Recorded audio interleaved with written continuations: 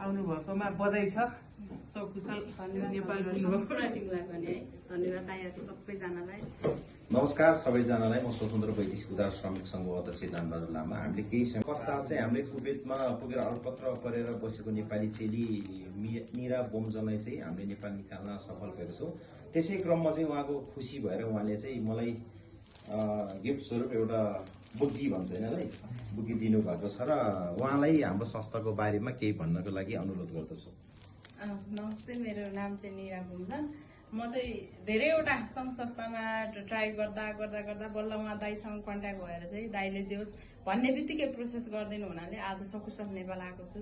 हजुरहरूलाई पनि यदि समस्या परेको छ भने कन्ट्याक्ट गरिदिनु होला। विश्वासिलो भर पर्दो मेरो दानबहादुर दाई होइन, उहाँले यति सहयोग गर्नुहुन्छ भने आज त त्यहाँ यति अहिले यति खुसी भयो नि, यो खुसीको सीमै छैन। कमाउन नसके पनि मेरो ज्यान चाहिँ सकुशल आइपुगेकोमा धेरै खुसी छु। धन्यवाद सम्पूर्ण टिमलाई है मेरो तर्फबाट। हस् त यति नै। त्यसै गरी केही समस्या पर्यो भने हजुरले सम्झिनु होला हामीलाई। हस्, धन्यवाद।